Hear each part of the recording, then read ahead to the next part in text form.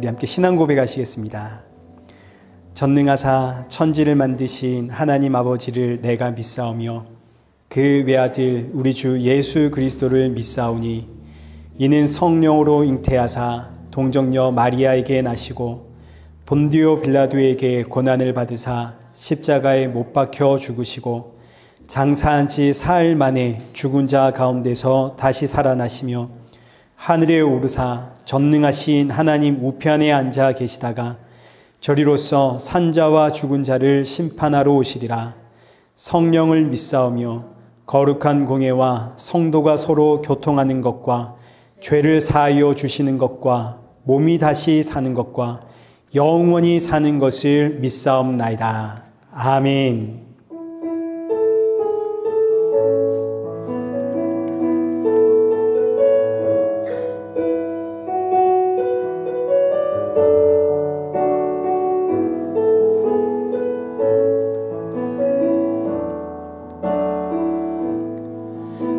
하늘의 문을 여소서 이곳을 주목하소서 주를 향한 노래가 꺼지지 않으니 하늘을 열고 보소서 이곳에 임재하소서 주님을 기다립니다. 기도의 향기가 하늘에 닿으니 주여 임재하여 주소서 이곳에 오셔서 이곳에 앉으소서 이곳에서 드리는 예배를 받으소서 주님의 이름만이 오직 주의 이름만 이곳에 있습니다. 이곳에 오셔서 이곳에 앉으소서 이곳에서 드리는 예배를 받으소서 주님의 이름만이 오직 주의 이름만 이곳에 있음. 우리 이 시간 우리 함께 이 예배 앞에 서 있는 내 모습을 점검하면서 오늘 주시는 말씀이 내 영혼의 단비와 같은 말씀이 되어지도록 내 마음을 열어주옵소서. 그리고 함께하는 우리 사랑하는 성도들에게도 새 힘과 위로와 안식의 예배가 되시도록 이 시간 은혜 부어 주옵소서. 우리 함께 마음을 모아 기도의 자리로 나아가겠습니다. 기도하겠습니다.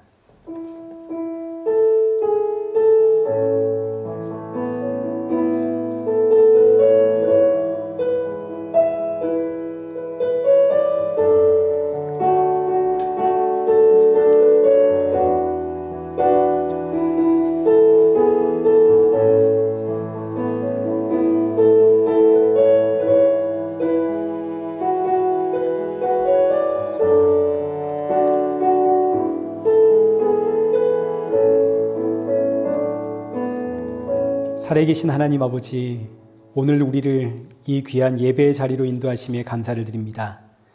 지치고 상한 심령들이 이 자리에 모였사오니 오늘의 예배가 사랑하는 성도들에게 참 위로와 평안과 안식의 예배가 되어지도록 은혜 부어 주옵소서. 주가 주시는 생명의 말씀 붙잡고 새롭게 시작하는 이 한 주를 살아가게 하시고 날이 가면 갈수록 예수 그리스도의 십자가의 은혜와 사랑만이 우리 안에 더욱더 풍성해지는 성도 되게 하여 주옵소서. 예수님의 이름으로 기도드리옵나이다. 아멘.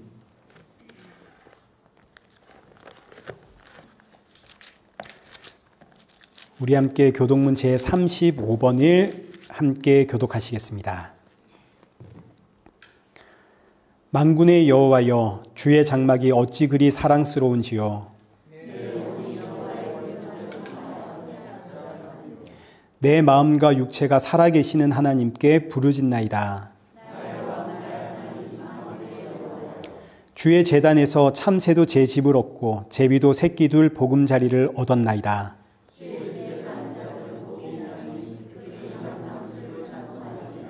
주께 힘을 얻고 그 마음에 시온의 대로가 있는 자는 복이 있나이다. 그곳에 많은 샘이 있을 것이며 이른 비가 복을 채워주나이다.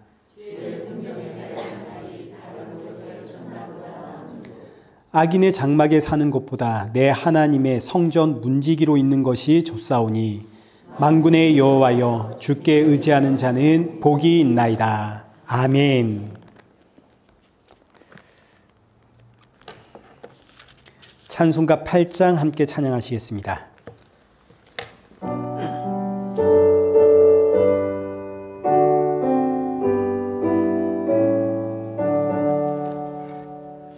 거룩 거룩 거룩 전능하신 주님, 이른 아침 우리 주를 찬송합니다.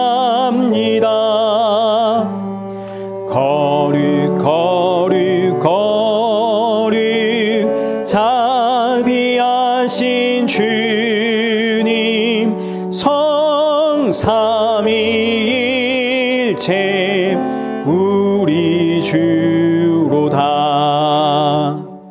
거룩 거룩 거룩 주의 보좌 앞에 모든 성도 면류관을 벗어드리네. 천군 천사 모두 주께 굴복하니 영원히 위에 계신 주로다. 거룩 거룩 거룩 주의 빛난 영광, 모든 죄인 눈 어두워 볼 수 없도다. 거룩하신 이가 주님밖에 없네. 온전히 전능하신 주로다. 거룩 거룩 거룩 전능하신 주님, 천지 만물 모두 주를 찬송합니다. 거룩 거룩 거룩 전능하신 주님, 성삼위일체 우리 주로다.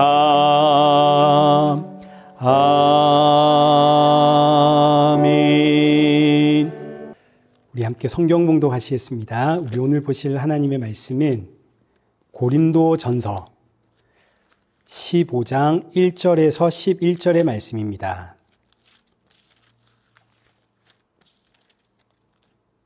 고린도전서 15장 1절에서 11절까지의 말씀, 우리 한 절씩 교독하겠습니다. 형제들아, 내가 너희에게 전한 복음을 너희에게 알게 하노니 이는 너희가 받은 것이요 또 그 가운데 선 것이라.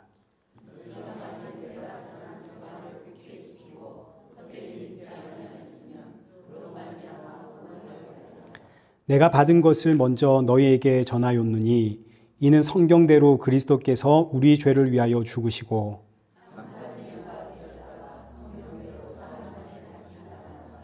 게바에게 보이시고 후에 12 제자에게와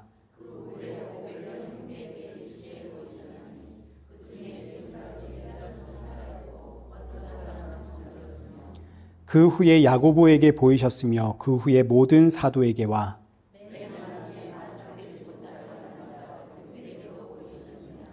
나는 사도 중에 가장 작은 자라. 나는 하나님의 교회를 박해하였으므로 사도라 칭함받기를 감당하지 못할 자니라.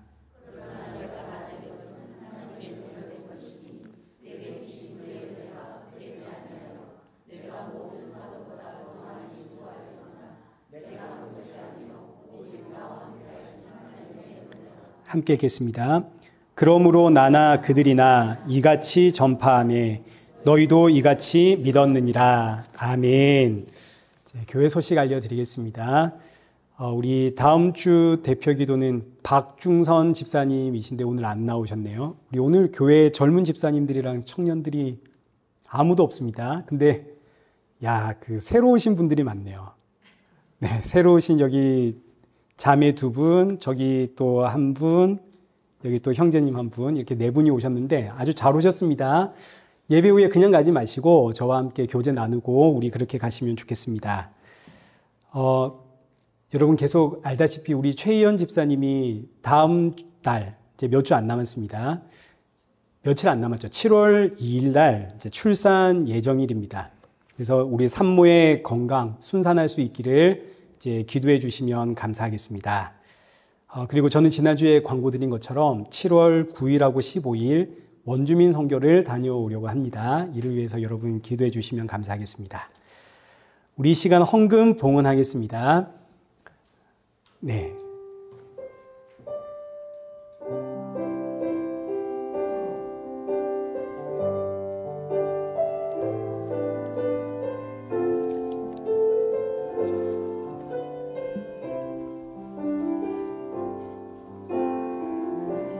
소원이 하나 있네. 주님 다시 오실 그날까지 우리 가슴에 새긴 주의 십자가 사랑 나의 교회를 사랑케 하네. 주의 교회를 향한 우리 마음 희생과 포기와 가난과 고난 하며 죽음조차 우릴 막을 수 없네. 우리 교회는 이 땅의 희망 교회를 교회되게 예배되게 우릴 사용하소서.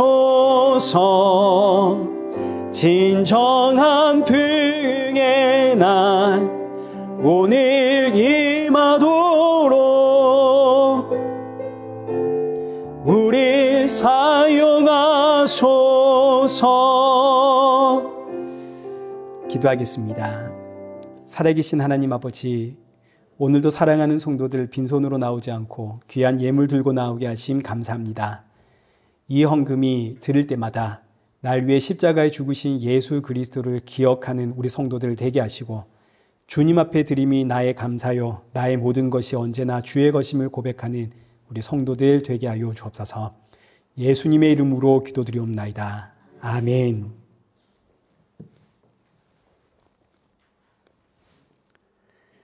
우리 오늘 본문은 고린도전서 15장 1절에서 11절입니다. 너희에게 전한 복음이라는 제목으로 오늘 본문의 말씀 우리 함께 살펴보겠습니다. 먼저 지난주에는 고린도전서 여기 14장 34절 여자는 교회에서 잠잠해라 라는 말씀이 어떤 의미인지를 우리가 살펴보았습니다. 여자는 교회에서 잠잠하라 할 때 이 여자는 성별의 여자가 아니라 예수 그리스도의 신부인 저와 여러분을 뜻하는 표현입니다. 교회는 하나님의 말씀을 듣는 곳입니다. 그리고 교회의 머리는 누군가요? 예수님이시죠. 이 의미는 교회의 머리가 되시는 예수 그리스도의 말씀이 곧 하나님의 말씀이라는 뜻입니다. 그래서 교회는 하나님의 말씀을, 예수 그리스도의 말씀을 듣는 곳이지 성도가 자기 목소리를 높이는 곳이 아닙니다. 사도 바울이 여자는 교회에서 잠잠하라 이 말씀을 한 이유는 지금 고린도 교회의 문제가 크게 보자면 두 가지인데, 첫째는 자기들의 기호를 따라, 자기들의 선호도를 따라 나는 아볼로파다, 나는 게바파다, 나는 바울파다, 파당을 형성한 것이 첫 번째 문제이고, 두 번째 문제는 각종 은사들을 가지고 서로 경쟁하고 시기하고 다투고 질투하고, 그래서 예배 질서를 무너뜨리는 것이 이제 두 번째 문제였습니다. 이런 문제들의 공통점은 교회에서 성도들이 각자 자기 생각, 자기 기호, 자기 상식을 내세우더라입니다. 저마다 자기가 교회의 머리가 되어버린 것이죠. 그래서 사도 바울이 여자는 교회에서 잠잠해라, 여자가 교회에서 말하는 것은 부끄러운 일이다. 반복하지만 여기서 여자는 남녀의 여자가 아닙니다. 예수님의 신부된 저와 여러분이 여자입니다. 성도는 자기 생각, 자기 판단, 자기 뜻, 자기 상식 내려놓고 머리이신 예수님의 말씀 앞에 아멘하는 것이지 자기 목소리를 내는 존재가 아닙니다. 그런데 고린도 교회는 지금 자기 목소리를 내고 있습니다. 이렇게 된 원인이 뭐냐? 교회 안에 복음이 희미해졌기 때문이다. 여러분, 항상 그렇습니다. 교회에서 분쟁이 일어났다, 교회가 다툰다, 교회가 시끄럽다 등등의 모든 교회 안에서 일어나는 분쟁의 원인은 그 교회 안에 가만 보시면 복음이 희미해져 버렸기 때문입니다. 복음이 희미해져 버리면 성도들은 저마다 자기의 목소리를 내게끔 되어져 있습니다. 그래서 사도 바울이 이제 이 고린도전서 15장, 고린도전서를 마무리하는 이 결론 부분에 와서 고린도 교회를 향해 복음을 다시 가르칩니다. 우리 1절부터 보겠습니다. 형제들아, 내가 너희에게 전한 복음을 너희에게 알게 하노니, 내가 너희에게 전한 복음을 다시 한번 너희에게 알리겠다, 이런 뜻입니다. 내가 너희에게 복음이 무엇인지를 다시 한번 알려주겠다. 그리고 이어지는 말씀이 이는 너희가 받은 것이고 또 그 가운데 선 것이라. 이 복음은 이미 너희가 받은 것이고 또 너희는 복음 위에 서 있다. 지금 이 문장이 이제 우리말 문법으로 하자면 현재 진행형입니다. 과거부터 시작해서 지금까지 진행되고 있는 겁니다. 그러니까 너희는 과거에 복음을 받았는데, 그리고 복음 위에 세워졌는데 지금까지도 여전히 복음 위에 세워져 있는 성도다. 아니, 그러면 잘 된 거 아닙니까? 지금 고린도 교회가 복음 위에 서 있으면 그럼 이제 이거 다 끝난 거 아닙니까? 근데 사도 바울은 고린도 교회를 향해 너희가 지금 복음 위에 서 있지만 나는 너희에게 복음을 다시 증거하려고 한다. 왜 이런 이야기를 합니까? 고린도 교회가 지금 복음 위에 서 있지만 그들의 신앙의 모습은 복음 위에 서 있는 성도의 모습이 아니기 때문입니다. 여기서 우리가 너무너무 중요한 신앙의 원리 두 가지를 발견하게 되는데, 첫 번째, 복음 위에 굳게 서는 것, 다른 말로 믿음 위에 굳게 서는 것은 저와 여러분의 신앙의 행위와 아무런 상관이 없다입니다. 굉장히 중요하죠. 저와 여러분의 믿음 생활, 신앙 생활은 열심히 한다고 해서 복음 위에 서는 것이 아닙니다. 믿음 생활, 신앙 생활이 아무리 개판이라 하더라도 내가 복음 위에 굳게 서 있는 것에는 아무런 영향을 주지를 못합니다. 왜냐하면 복음 위에 서는 것, 믿음 위에 서는 것은 하나님의 은혜거든요. 자, 그러니 지금 고린도 교회를 보십시오. 우리가 그동안 살펴보았듯이 고린도 교회가 완전히 엉망진창 아닙니까?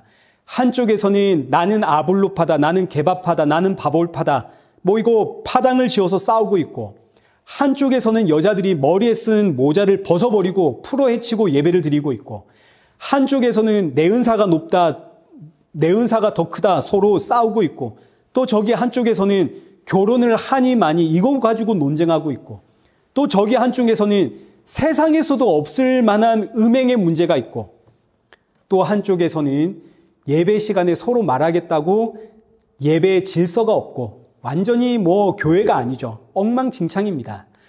그런데 그럼에도 불구하고 사도 바울이 고린도 교회를 향해 너희는 내가 전한 복음을 받은 자들이고 복음 위에 서 있는 자다라고 이야기를 하는 겁니다. 왜냐? 너희의 행위에 상관없이 하나님이 너희를 붙잡고 있기 때문에. 심지어 지금 고린도 교회 안에 복음이 희미해졌습니다. 그럼에도 불구하고 너희는 복음 위에 서 있는 자다. 왜냐? 너희가 복음을 붙잡고 있는 게 아니라 복음이 너희를 붙잡고 있기 때문에, 하나님이 너희를 붙잡고 있기 때문에. 그러니 우리는 성도의 어떤 행위나 모습 가지고 그 성도의 신앙을 평가해선 안 됩니다. 내가 볼 때 저 사람은 복음을 모르는 사람처럼 보인다 할지라도 하나님이 그를 붙잡고 있으면 그는 복음 위에 서 있는 성도고 믿음 위에 서 있는 성도이기 때문입니다. 저와 여러분의 역할은 그저 희미해진 복음, 저 사람 안에 희미해져 보이는 복음을 다시 한번 증거하는 겁니다. 오늘 본문의 사도 바울처럼. 예전에 한 청년이 저에게 이런 질문을 했습니다. 한 청년이 저희 교회에 나와서 이제 저희 교회에서 예수님의 말씀을 들었단 말이죠. 그랬더니 이제 본인이 한국에서 다니던 교회를 생각해 보니까 한국 교회에서는 예수님에 대한 말씀을 별로 듣지를 못한 겁니다. 그러면 지금 한국 교회에서 예수님 말씀 듣지 못하고 신앙생활하고 있는 우리의 엄마 아빠는 어떻게 하면 좋습니까? 이런 질문을 제가 받았거든요. 그때 제가 오늘 본문과 똑같은 말을 해 주었습니다. 복음을 듣지를 못했는데 믿음이 생기고 하나님의 자녀가 된 사람은 아무도 없습니다. 예수 그리스도, 그가 십자가에 죽으시고 부활하셨다는 이 복음의 말씀을 들었기 때문에 믿음이 생기고 하나님의 자녀가 된 겁니다. 비록 예수님의 말씀을 이제 듣지 못해 어느새 복음이 희미해졌다 할지라도 그러나 나는 여전히 복음 위에 서 있는 성도입니다. 왜냐하면 이건 내가 한 것이 아니라 하나님이 나를 붙잡고 세우고 계시고 지금도 하나님이 나를 붙잡고 계시거든요. 하나님의 구원은 취소되는 게 아닙니다. 하나님의 구원은 포기가 없습니다. 중도에 포기하거나 버리는 게 없죠. 저와 여러분은 예수님의 피로 구원받은 성도입니다. 그래서 우리는 걱정할 게 없죠. 그저 다시 복음을 증가하면 되는 겁니다. 사랑하는 부모님께, 사랑하는 자녀들과 사랑하는 이웃에게 예수님과 그가 십자가에 죽으시고 부활하신 이 복음 다시 전하면 되는 거죠. 자, 이번 둘째, 1절을 통해서 우리가 발견하게 되는 신앙의 두 번째 원리는 뭐냐면 복음은 기독교 신앙의 전부입니다. 이 복음이 바로 예수님의 죽으심과 부활입니다. 이 복음은 성도의 모든 신앙생활의 시작이고 과정이고 끝입니다. 근데 지금 고린도 교회의 문제는 뭐냐면 복음을 들으니까 복음이 끝이 아니라 복음은 시작이고 이제 그 다음 단계로 넘어가야 한다는 생각을 한 겁니다. 복음으로 구원받았으니 이제 그 다음 단계로 넘어가자. 근데 그 다음 단계가 있습니까? 없습니까? 없습니다. 복음은 시작이고 끝이고 전부입니다. 그 다음 단계는 없습니다. 그러나 지금 고린도 교회는 복음으로 구원받았으니 그 다음 단계로 가자. 그 다음 단계는 뭐냐면 보다 신령하고 보다 영적인 단계, 은사를 받는 것이다. 그래서 은사 받은 자들이 교회 안에서 보다 신령한 사람이 되었고 보다 영적인 리더자가 되었고 이것이 고린도 교회의 문제가 되어버렸습니다. 여러분 꼭 기억하십시오. 복음에 있어서 보다 성숙한 성도는 있습니다. 내가 좀 더 인격적으로 성숙한 성도는 있죠. 그러나 복음 그 이상의 어떤 단계가 있는 건 아닙니다. 그 이상의 단계는 없습니다. 복음은 시작이고 끝이고 전부입니다. 복음은 우리가 밟고 서는 신앙의 발판이 아닙니다. 우리의 반석이면서 동시에 피난처가 되시고 우리를 덮는 지붕입니다. 복음은 전부입니다. 자, 그러니 고린도 교회의 문제는 크게 두 가지. 첫째, 복음이 희미해졌고 둘째, 복음에 대한 그릇된 이해가 있었습니다. 그래서 사도 바울이 1절부터 내가 너희에게 다시 복음을 가르치겠다. 고린도 교회의 문제를 해결하는 유일한 방법. 오늘날 이 땅의 교회를 회복시키는 유일한 방법은 예수 그리스도의 십자가와 부활을 다시 전하는 것뿐입니다. 2절 보겠습니다. 너희가 만일 내가 전한 그 말을 굳게 지키고 헛되이 믿지 아니하였으면 그로 말미암아 구원을 받으리라. 사도 바울이 전한 복음, 이 복음을 굳게 지키고 헛되이 믿지 아니하였다면 구원을 받으리라. 자, 이 말씀이 행위 구원론이 있습니다. 성도의 행위로 구원을 받는다는 행위 구원론, 이걸 이제 뒷받침하는 구절로 종종 사용되는 구절입니다. 봐라, 여기 말씀에 기록되어 있는 것처럼 내가 복음을 지키고 내가 믿음을 지켜야 구원을 받는 것이다. 물론 믿음은 하나님의 은혜고 하나님의 선물이지만 믿음을 지키는 것은 누구의 몫이다? 나의 몫이다. 하나님이 아무리 은혜로 믿음을 주었어도 내가 그 믿음 지키지를 못하면 구원을 못 받는다. 그러니 우리 하나님이 주신 이 믿음을 굳게 지키자. 이게 이제 행위 구원론입니다. 이렇게 믿음을 굳게 지킨 사람들이 천국에 갔습니다. 그럼 이제 천국에서 무슨 이야기 하겠습니까? 한번 생각해 보십시오. 나는 이렇게 믿음을 지켰다. 야, 너 정말 대단하네. 어떻게 그 순간 그렇게 믿음을 지켰니? 그럼 너는 어떻게 믿음을 지켰니? 나는 이렇게 믿음을 지켰지. 야, 너도 정말 대단하구나. 천국에 갔더니 누구 이야기만 하는 겁니까? 자기 이야기만 하겠죠. 그 다음에는 이제 상급 이야기 하게 되는 겁니다. 행위 구원론에서는 반드시 이 코스로 넘어가게 돼 있거든요. 그 다음은 상급입니다. 나는 이렇게 믿음을 지켰더니 하나님이 나에게 이런 상급 주셨지. 나에게 이런 3층짜리 집을 주셨어. 야, 그랬냐? 야, 나는 하나님이 주신 믿음 이렇게 지켰더니 하나님이 봐라, 황금집 지어줬다. 천국에 갔더니 빈부의 격차 생겼죠. 서로의 상급으로 경쟁하고 있습니다. 여러분은 이게 이제 옳다 여겨지십니까? 저는 아무리 생각해도 이건 말이 안 되는 겁니다. 행위 구원론은 크게 두 가지를 오해했는데 뭘 오해했냐면, 첫째, 내가 죄인이라는 사실을 오해했습니다. 모르는 겁니다. 하나님께서 나에게 믿음이라는 선물을 주셨는데 나는 이 믿음을 지킬 만한 실력이 없다. 이걸 모르는 겁니다. 내가 죄인이라는 걸 모르는 거죠. 그러니까 행위 구원론은 처음부터 복음을 제대로 이해를 못했습니다. 둘째, 행위 구원론은 오늘 본문의 이 말씀을 제대로 이해를 못했습니다. 여기 2절 보시면 우리말로 읽히기로는 사도 바울이 전한 복음을 내가 굳게 지키고 헛되이 믿지 아니하면 구원을 받는다. 이렇게 읽히지만, 그러나 이 문장은 복음을 굳게 지키고 헛되이 믿지 아니하는 주체가 내가 아니라 복음입니다. 복음. 그러니까 지금 이 말씀은 복음이 너희를 굳게 지키고 헛되이 믿지 아니하게 하면 복음으로 말미암아 너희가 구원을 받으리라. 이렇게 되는 겁니다. 복음이 나를 붙잡고 복음이 나를 지키는 겁니다. 그래서 오늘 본문의 결론이 어디로 가냐면 여기 10절에 그러나 나의 나 된 것은 하나님의 은혜로 된 것이지 내게 주신 하나님의 은혜가 헛되지 아니하여 내가 되었습니다. 결론에서 사도 바울이 이런 신앙 고백을 하는 이유가 바로 여기에 있는 겁니다. 말씀 위에 굳게 서고 복음 위에 굳게 서고 믿음 위에 굳게 서는 것이 내 행위였다면, 내가 한 것이라면 그러면 이건 은혜가 아닙니다. 내가 해낸 거 아닙니까? 내가 노력했고 내가 쟁취했고 그랬다면 이런 고백을 못하죠. 어떻게 전부 하나님의 은혜입니까? 내가 했는데. 그러나 사도 바울이 모든 것이 하나님의 은혜입니다 고백할 수밖에 없었던 이유는 내가 복음 위에 선 것, 내가 믿음 위에 선 것, 내가 말씀 위에 선 것은 내가 한 것이 아니라 하나님이 나를 붙잡고 끝까지 복음 위에 서게 하셨기 때문에, 하나님이 나를 붙잡고 끝까지 믿음 위에 서게 하셨기 때문에 전부 하나님이 하셨습니다. 그래서 은혜입니다. 그러니 사도 바울과 같은 성도들이 천국에 가면 무슨 이야기 하겠습니까? 당신은 어떻게 믿음 지켰습니까? 제가 지킨 게 아닙니다. 예수님이 나를 붙잡고 계신 겁니다. 저는 예수님의 은혜로 왔습니다.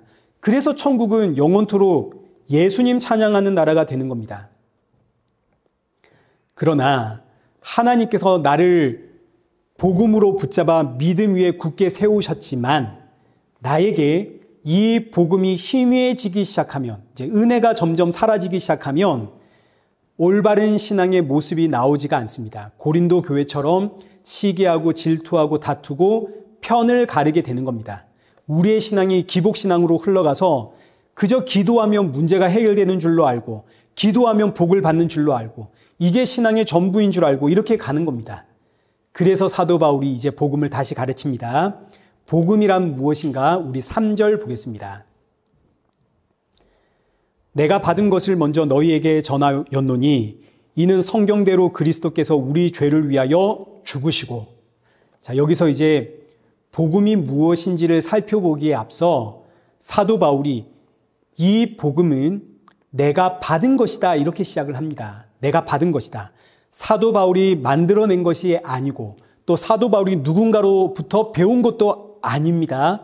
사도 바울이 받았는데 누구에게 받았냐면 예수님으로부터 직접 받았습니다. 사도 바울이 사도인 이유가 여기에 있습니다. 사도 바울은 복음을 부활하신 예수님으로부터 직접 받은 사람입니다. 사도 바울은 원래 예수님 믿는 사람이 아니죠. 오히려 예수님 믿는 사람을 붙잡아 때리고 감옥에 잡아놓고 돌로 쳐 죽였던 사람입니다. 이 사도 바울이 다메섹에 있는 성도들을 붙잡으려고 다메섹으로 가다가 부활하신 예수님 만나게 됩니다.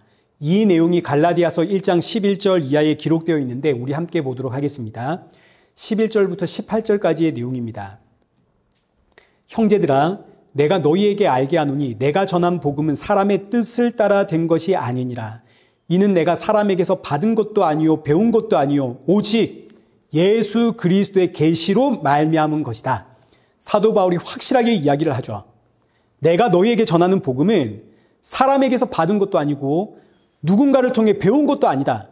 누구에게 그럼 받은 건가? 오직 부활하신 예수님을 통해서 내가 받은 것이다. 13절 보겠습니다. 내가 이전에 유대교회에 있을 때에 행한 일을 너희가 들었거니와 하나님의 교회를 심히 박해하여 멸하고 내가 내 동족 중 여러 영갑자보다 유대교를 지나치게 믿어 내 조상의 전통에 대하여 더욱 열심히 있었으나. 사도 바울이 예수님 만나기 전 자기가 어떤 사람인가를 지금 밝히는 거죠. 나는 하나님의 교회를 심히 멸하고 박해했던 사람입니다. 그런데 이제 15절 보십시오. 그러나 내 어머니의 태로부터 나를 택정하시고 그의 은혜로 나를 부르시니가 그의 아들을 이방에 전하기 위하여 그를 내 속에 나타나시기를 기뻐하셨을 때에 내가 곧 혈육과 의논하지 아니하고. 지금 여기 기록된 이 사건이 다메섹 도상에서 예수님을 만나는 사건입니다. 하나님께서 이 바울이라고 하는 청년을 창세전에 택했기 때문에 현재 지금 그는 하나님의 교회를 핍박하고 멸하는 사람이지만 부활하신 예수님이 친히 그를 찾아가 만나 주었습니다. 예수님을 만나자 이제 17절.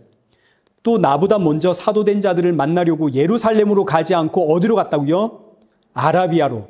그리고 다시 다메섹으로 돌아갔노라. 그 후 3년 동안. 자, 그러니까 보십시오. 사도 바울이 다메섹에서 예수님 만났습니다. 부활하신 예수님입니다. 예수님을 만나자마자 아라비아 광야로 갑니다. 예수님과 함께 간 겁니다. 몇 년 동안? 3년 동안. 이 3년 동안 사도 바울은 다른 사람을 만나지 않았습니다. 이 의미는 사람으로부터 복음을 배운 게 아니라는 뜻입니다. 그럼 3년 동안 복음을 누구에게 배웠나요? 부활하신 예수님을 통해서 배웠다는 이야기죠. 그래서 다시 11절과 12절 보시면 사도 바울이 이렇게 밝히는 겁니다. 내가 너희에게 전한 복음은 사람의 뜻으로 만들어진 것도 아니고 어떤 사람으로부터 받은 것도 아니고 누군가로부터 배운 것도 아닌 오직 예수 그리스도의 계시로 말미암은 것이다. 사도 바울이 이렇게 밝히는 겁니다. 그래서 우리가 이제 지난주에 살펴보지 않았던 여기 고린도전서 14장 37절과 38절에 사도 바울이 자신 있게 이런 이야기를 하는 겁니다. 만일 누구든지 자기를 선지자나 혹은 신령한 자로 생각하거든 내가 너희에게 편지하는 이 글이 무엇으로 알아라고요? 주의 명령인 줄 알아라. 이게 성경이라는 이야기죠. 이게 하나님의 계시다. 내가 너희에게 보낸 지금 이 편지가 주의 명령이다. 왜냐하면 이 편지는 과거 3년 동안 부활하신 예수님으로부터 친히 가르침을 받은 그 계시의 말씀으로부터 나온 것이기 때문이다. 그래서 사도 바울이 하는 이야기가 너희가 정말 하나님의 계시를 받은 선지자라면, 너희가 진짜 신령한 자라면 이 편지야말로 하나님의 계시라는 걸 너희가 알 것이다. 38절에 만일 누구든지 알지 못하면, 스스로 선지자라 그러고 스스로 신령한 사람이라 하면서도 이 편지가 하나님의 계시, 예수 그리스도의 복음이라는 사실을 알지 못한다면 그는 알지 못한 자니라. 그는 선지자가 아니라는 이야기입니다. 그가 아무리 하나님의 계시를 받았다 주장하고 하나님의 말씀 가르쳐도 사도 바울의 편지를 알아보지를 못한다면 그는 선지자가 아니다. 거짓 선지자다.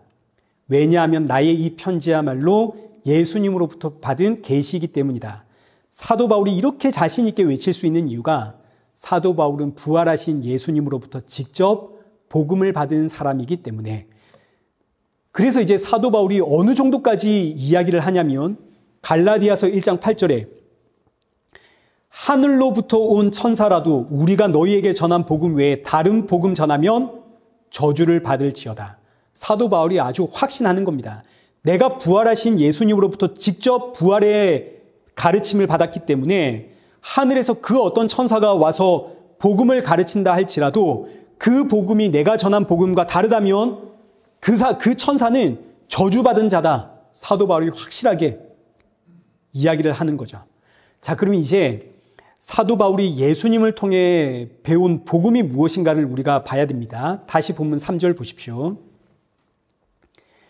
내가 받은 것은 먼저 너희에게 전하였노니 이는 성경대로 그리스도께서 우리 죄를 위하여 죽으시고, 복음이 뭐냐면 예수님께서 성경대로 우리 죄를 위하여 죽으심이 복음입니다. 여기서 성경은 구약 성경입니다.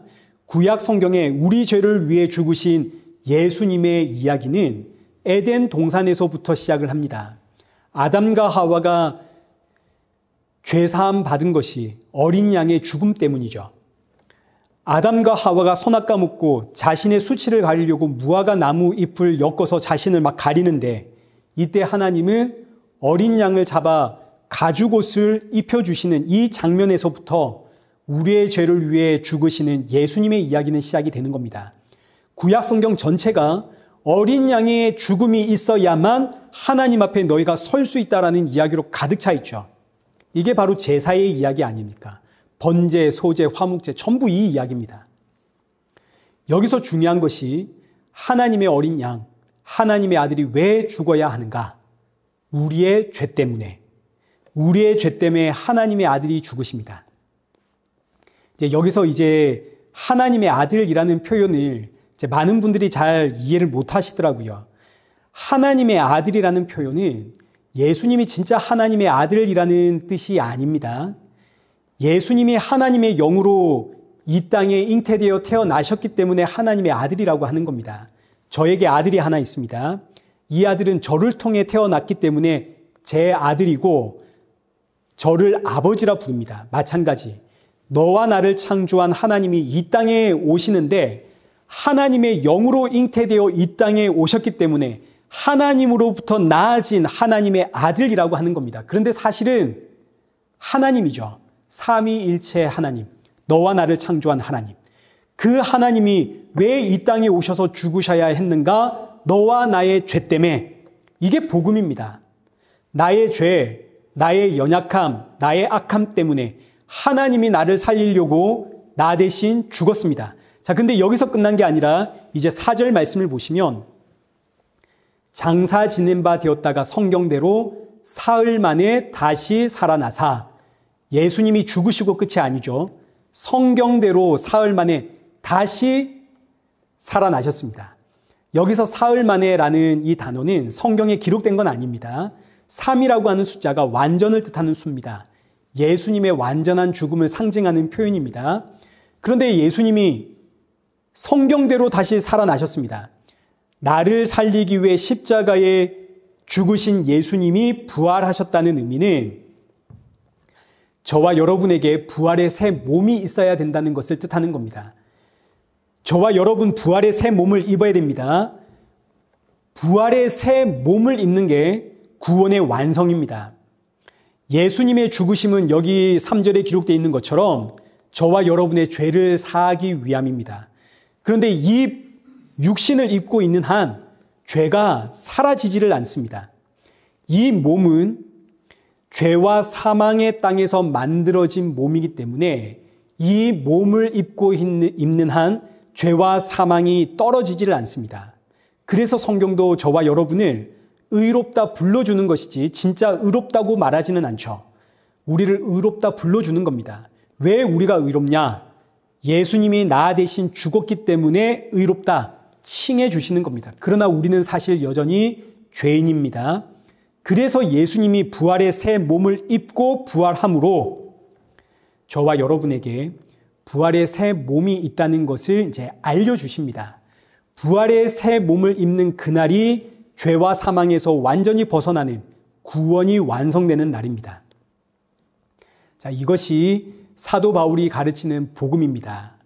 복음이란 예수님의 죽으심과 부활인데 예수님의 죽으심은 우리가 죄인이기 때문에 예수님의 부활은 이 육신의 몸을 입고 있는 한 죄에서 자유를 누릴 수 없기 때문에 부활의 새 몸을 주심으로 구원을 이루어 주신다. 자, 그러니 여러분, 결국 부활은 뭘 지적하는 겁니까? 저와 여러분이 죄인이라는 걸 지적하는 거죠. 예수님의 죽으심과 부활이라고 하는 이 복음은 저와 여러분이 부활의 새 몸을 입기 전까지는 여전히 죄인이다. 이걸 알려주는 겁니다. 복음을 들으면 우리가 죄인이라는 걸 깨닫게 된다고요. 이 사실을 알게 되면 나로 인해 십자가에 죽으시고 부활하신 그 예수님 앞에서 나 잘났네, 너 잘났네 할 수 있나요, 없나요? 없죠. 교회에서 서로 편가르기, 내 목소리 높이기 그럴 수 있습니까? 없죠. 복음이 우리 안에 확실해지면 성도는 잠잠해질 수밖에 없는 겁니다. 그래서 사도 바울이 고린도 교회를 향해 복음을 가르치며 여자는 교회에서 잠잠해라. 여자가 교회에서 말하는 건 부끄러운 것이다. 이걸 외치는 거 아닙니까? 복음이 우리 안에 충만해지면 우리는 잠잠해질 수밖에 없습니다. 왜냐하면 내가 죄인이라는 걸 알게 되니까요. 그래서 이제 사도 바울이 이제 자신의 이야기를 하는 겁니다. 이제 다 끝났습니다. 이제 조금만 지겨워하시면 됩니다. 이제 본문 5절부터 8절까지 예수님의 부활이 참이다. 이거 이제 사도 바울이 증거하면서 자신의 이야기를 합니다. 함께 보겠습니다. 5절. 게바에게 보이시고 후에 12 제자에게와 그 후에 500여 형제에게 일시로 보이셨나니 그 중에 지금까지는 대다수 살아있고 어떤 사람은 잠들었으며 예수님의 부활을 본 사람들, 지금 고린도 전서를 쓸 때만 하더라도 대다수가 살아있었습니다. 그러나 이제 얼마 지나지 않아, 몇 년 지나지 않아 로마의 황제로 네로가 등극을 하게 되면서 엄청난 핍박을 받게 되는데 예수님 모른다. 이 한마디면 살 텐데 이 한마디를 못하고 예수님 증거하다가 이제 이 500여 형제들 사자밥이 되어 죽고 가죽이 벗겨져서 죽고 기름이 타서 죽고 그럽니다. 근데 왜 이렇게 죽냐면 이들은 전부 예수님의 부활을 본 사람들이거든요. 7절도 한번 보십시오. 그 후에 야고보에게 보이셨으며 여기서 야고보는 예수님의 동생 야고보입니다. 예수님의 동생들을 원래 예수님 안 믿었던 사람들이죠. 그러나 부활하신 예수님 찾아오심으로 야고보는 초대교회 예루살렘 교회의 최고 지도자가 됩니다. 자, 그리고 8절에 맨 나중에 만삭되지 못하여 난 자 같은 내게도 보이셨다. 여기서 사도 바울이 자신을 이야기할 때 맨 나중에 예수님을 만난 자다라고 이야기를 하는데 이 굉장히 의미가 있는 겁니다. 지금 이 이야기는 사도 바울 이후로 부활의 몸을 입은 예수님을 만난 사람은 있습니까? 없습니까? 없는 겁니다. 그러니까 저기서 맨 나중에 하고 붙인 겁니다. 왜 이런 이야기를 하냐면 사도 바울 이후로도 부활의 예수님을 만났다는 사람들이 있으니까 이런 말씀을 하는 겁니다. 사도 바울이 딱 잘라 붙이는 겁니다.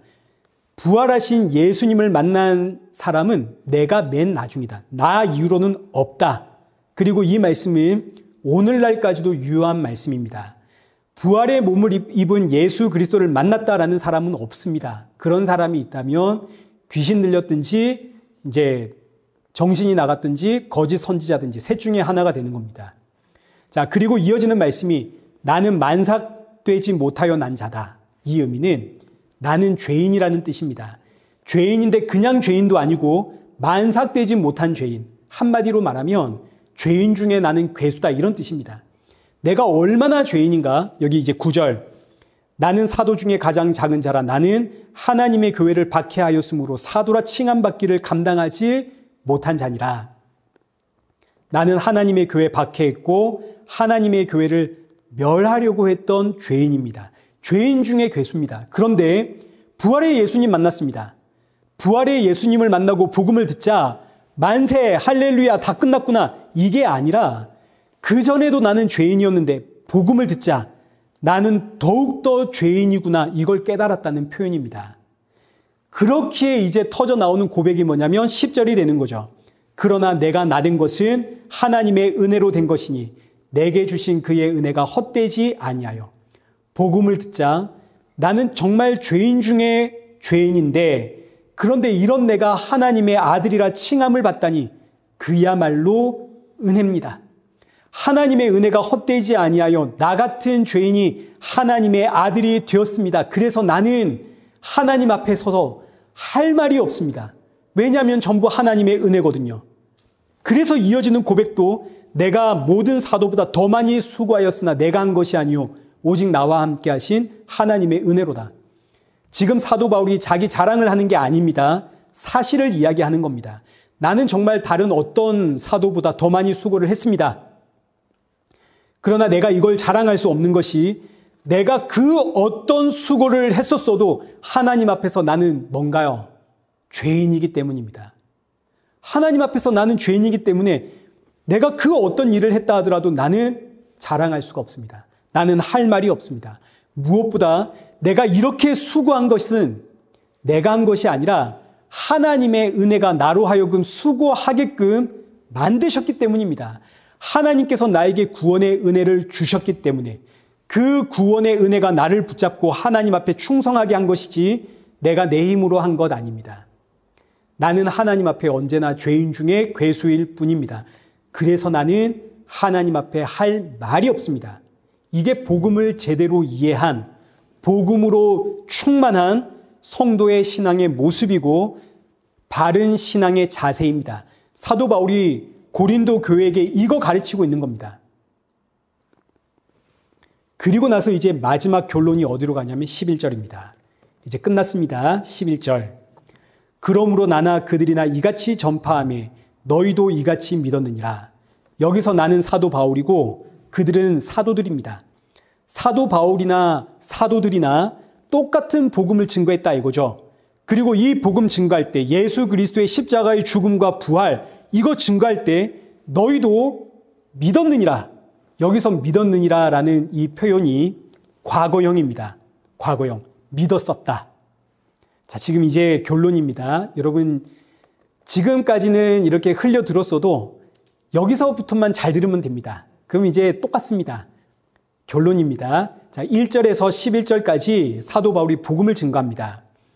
복음은 예수 그리스도의 죽으심과 부활인데 이 복음은 우리가 죄인이라는 걸 증거합니다. 죄인은 하나님 앞에서 할 말이 없는 존재입니다. 그렇게 죄인인 우리가 이 땅에서 주를 위해 그 어떤 수고를 했다 한들 우린 여전히 하나님 앞에서 죄인일 뿐입니다. 그런데도 불구하고 너와 내가 하나님의 자녀라고 칭함을 받아 하나님의 자녀로 살아가는 것은 오직 하나님의 은혜입니다. 그래서 나의 나된 건 은혜입니다. 이렇게 말해놓고 마지막 결론이 너희도 이같이 믿었지 않느냐? 과거형으로 끝을 맺습니다. 내가 복음 증거할 때 너희가 이렇게 믿었었다. 너희가 이렇게 믿었기 때문에 내가 너희와 함께 있을 때 너희는 잠잠했다. 오직 하나님의 말씀, 예수 그리스도의 복음을 듣기만 했다. 그 어떤 수고를 했어도 교회에서 충성하고 헌신했어도 자랑하지를 않았다. 모든 것이 하나님의 은혜임을 고백했고 나의 나됨이 하나님의 은혜임을 고백했다. 그런데 지금 너희의 모습을 보아라. 이렇게 끝이 나는 겁니다. 이 말씀이 1절과 연결이 됩니다. 1절과 11절은 아주 긴밀하게 연결이 되어 있는 겁니다. 짜임새 있게. 1절을 보시면 그 시작이 너희가 복음 위에 서 있다. 기억나시죠? 현재 진행형입니다. 과거에 복음을 받은 그 시점부터 지금까지 너희는 복음 위에 서 있다. 그래 놓고 마지막 결론은 뭐냐면 11절에 너희도 이같이 믿었었다. 과거형으로 끝이 남으로써 너희는 지금도 여전히 복음 위에 서 있는 하나님의 백성인데 지금 너희의 신앙의 모습을 한번 돌아보아라. 너희의 모습이 과연 복음 위에 서 있는 하나님의 백성으로서의 모습이냐? 이렇게 이제 끝이 나는 겁니다. 이 말씀이 오늘 저와 여러분에게 주는 메시지죠. 저와 여러분 지금 복음 위에 서 있는 성도입니다. 앞으로도 계속 우리는 복음 위에 서 있을 겁니다. 하나님의 구원은 실패가 없고 중도에 포기되는 일이 없습니다. 구원이 완성되는 그날까지 우리는 복음 위에 서 있습니다. 근데 지금 나의 모습은 복음 위에 서 있는 성도의 모습인가? 우리 돌아봐야 되는 겁니다. 여러분 잊지 마십시오. 첫째, 우리는 죄인입니다. 둘째, 나의 나된 것은 오직 은혜입니다. 셋째, 우리는 그 어떤 수고를 했어도 자랑할 게 없습니다. 넷째, 저와 여러분은 그저 복음을 증거하는 복음의 도구로 부르심을 받은 증인입니다. 근데 나는 지금 혹 다른 성도들을 보면서 아이고 믿어도 제대로 믿어야지 흉보고 있는 건 아닌지, 우리 교회 사랑이 없어, 우리 교회는 질서가 없어 불평하고 있는 건 아닌지, 내 마음에 드는 사람하고만 교제하고 편가르고 있는 건 아닌지, 예수님의 증인이고 뭐고 그냥 나 성질난다고 내 목소리를 높이는 건 아닌지 우리의 모습을 돌아봐야 되는 겁니다. 분명 나는 지금 복음 위에 서 있는데 내 모습은 복음 위에 서 있는 성도의 모습인가? 여러분 기억하십시오. 나의 머리가 예수님이듯이 저 사람의 머리도 예수님이고 우리 교회의 머리도 예수님입니다. 예수님 앞에서 언제나 잠잠히 그 말씀 앞에 귀를 기울이며 우리 각자에게 주신 사명 감당하는 그런 저와 여러분 되시기를 축원합니다. 살아계신 하나님 아버지, 영죽을 우리를 복음의 반석 위에 세워주시니 감사합니다. 복음의 반석 위에 선 자로서 교만하지 않게 하시고 자만하지 않게 하시고 언제나 머리이신 예수님 앞에서 잠잠히 주의 음성에 귀를 기울이는 성도가 되어지도록 우리 마음과 중심 붙잡아 주옵소서. 나의 나된 것이 참으로 주의 은혜라는 사실을 날이 갈수록 더욱 깊이 깨달아가는 성도가 되어 주의 사랑으로 나의 가정과 교회와 일터를 섬기며 나를 살리려 이 땅에 오신 그 예수님의 마음 깨달아 힘써 복음을 증거하며 살아가는 성도가 되게 하여 주옵소서. 그 어떤 힘든 일, 속상한 일, 크고 작은 문제들이 있다 하더라도 예수 그리스도의 십자가를 묵상하며 이 땅에서 우리가 영원히 살아갈 것이 아니라 나에게는 가야 할 나라가 있다는 이 사실 앞에 그 모든 문제 앞에서도 감사할 수 있고 찬양할 수 있고 웃을 수 있는 성도 되게 하여 주옵소서. 예수님의 이름으로 기도드리옵나이다. 아멘. 이제는 우리 주 예수 그리스도의 은혜와 성부 하나님의 크신 사랑과 성령 하나님의 위로교통 충만하심이 나의 나된 것이 오직 주의 은혜임을 묵상하며 이 복된 은혜를 증거하며 날마다 감사와 찬양으로 주님 만날 그날 사모하며 살아가는 우리 일회교회와 성도들과 온 세계 교회 머리머리 위에 이제로부터 영원토록 함께 있을지어다. 아멘.